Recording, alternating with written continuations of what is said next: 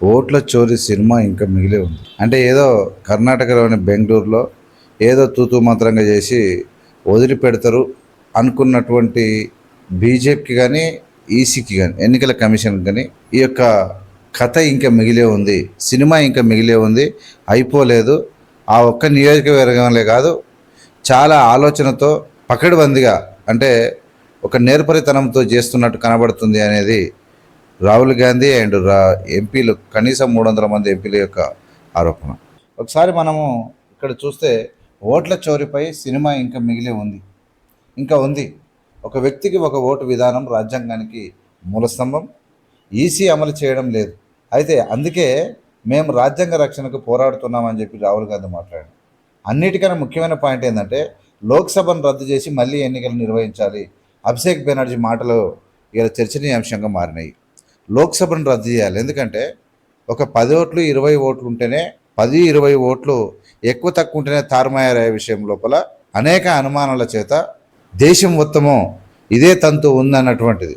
కనీసం 50కి పైగా స్థానాలు, ఎంపీ స్థానాలు 50 అంటే కనీసము అక్కడ ఒక్కొక్క 50 అంటే 5 35 అంటే 300 పైగా 300-400 పైగా అసెంబ్లీ స్థానాల్లో ఈ విధంగా జరిగినట్టు అనుమానాలు పెద్ద ఎత్తున ఉన్నాయి. ఈసీ అంటే ఎలక్టోరల్ ఫార్మేట్లో, రీడేబుల్ ఫార్మేట్లో కనుక అంటే ఓటర్ లిస్ట్ ఇవ్వగలిగితే మనకు టోటల్ గల్లంతైనే మోసం గిట్ల బయటపడే అవకాశం ఉందని చెప్పి వెరీ క్లియర్గా మాట్లాడుతూ ఉన్నాం. అయితే మనం ఇక్కడ ఒకసారి చూస్తే ఒక అద్భుతం, అంటే పవర్ఫుల్ పదం వాడు, లోక్సభను రద్దు చేసి మళ్ళీ ఎన్నికలు నిర్వహించాలి. అభిషేక్ బెనర్జీ మాట్లాడుతూ లోక్సభను రద్దు చేయాలి. ఎట్లా మీరు దొంగ ఓటుతో చేస్తారు? ఎట్లా ఈసీ ఇంత 1,00,000 ఓట్లు ఒక కాన్స్టిట్యున్సీలో 1,00,000 ఓట్ల గల్లంత గురించి ఈసీ ఎట్లా కేర్లెస్గా ఉంటుంది?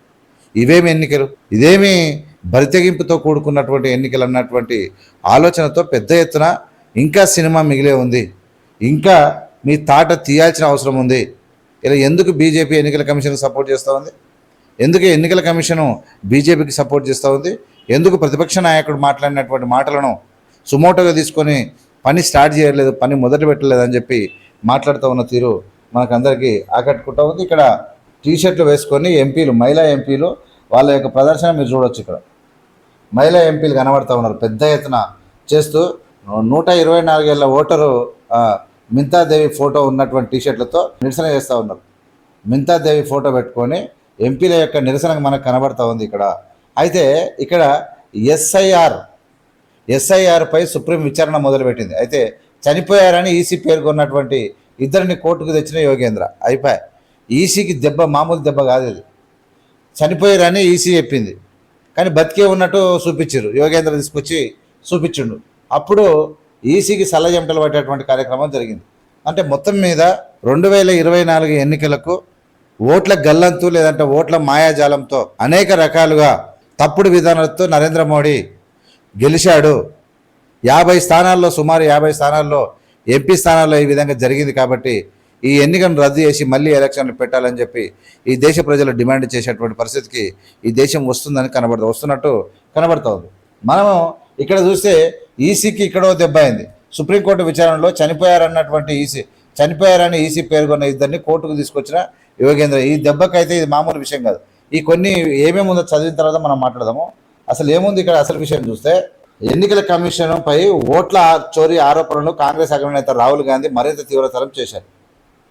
ఒక వ్యక్తికి ఒకే ఓటు అనేటువంటి రాజ్యాంగానికి మూలస్తంభమని, ఈ వ్యవహారంలో ఈసీ తన విధి నిర్వర్తించడం లేదని ధ్వజమెత్తారు. సోమవారం ఈసీ ప్రధాన కార్యాలయానికి పాదయాత్రగా బయలుదేరినటువంటి ఆయన్ను పోలీసులు అదుపులోకి తీసుకున్న సంగతి తెలిసిందే. అయితే మంగళవారం పార్లమెంటు ప్రాంగణంలో ఆయన మీడియాతో మాట్లాడుతూ సినిమా ఇంకా మిగిలే ఉంది, పిక్చర్ అభి బాకీ హై అని చెప్పి మాట్లాడాడు అని హెచ్చరించారు. కేవలం ఒక్క నియోజకవర్గంలో ఓట్ల చోరీ జరగలేదని, చాలా ఓట్లు ఇలా జరిగిందని ఆరోపించారు. జాతీయ స్థాయిలో ఒక పద్ధతి ప్రకారం చేశారని, ఈ ఈసీతో పాటు తమకు తెలుసని, అంటే ఏం చేశారు, జాతీయ స్థాయిలో ఒక పద్ధతి ప్రకారం చేశారని, అయితే ఈసీతో పాటు ఈసీ గురించి మనకు తెలుసని చెప్పారు. అంటే గతంలో ఎందుకు ఆధారాలు లేవు, ఇప్పుడు సాక్ష్యాలు ఉన్నాయి. ఒక వ్యక్తికి ఒకే ఓటు అనే నినాదము చాలా నిదానంతో మేము ముందుకు వెళ్తామని చెప్పి కూడా రాహుల్ గాంధీ చెప్పిండు. గతంలో మా దగ్గర ఆధారాలు లేకుండే, కానీ ఇప్పుడు ఆధారాలు ఉన్నాయి. ఆధారాలను ప్రూవ్ చేసుకుంటూ కోర్టులో మేము కొట్లాడతాం. 100% మొన్న బెంగళూరు లెక్కతోనే అయిపోలేదు, ఇంకా సినిమా అవి బాకీ హై అని చెప్పి మాట్లాడిండు. ఒకవేళ దీన్ని సుమోటోగా తీసుకుంటే ఇమ్మీడియట్గా ఈసీ ఎన్నికలను రద్దు చేసి మళ్ళీ ఎన్నికలు నిర్వహించాలని కూడా డిమాండ్ చేసినటువంటి తీరు ఇక దేశంలో ఒక సంచలనంగా మారిపోయింది. రాహుల్ గాంధీ వదలడం లేదు. ఎట్టి పరిస్థితుల్లో మేము వెనకడుగు వేసే ప్రసక్తి లేదు. మిమ్మల్ని మాకు అనుమానం ఉన్నటువంటి అన్ని నియోజకవర్గాల్లో అప్పటికే మొదలుపెట్టిరు, ఇప్పటికే వర్క్ మొదలుపెట్టిరు. ఇంకా ముందు కూడా మీకు చెప్తామని కూడా తెలియజేస్తాము.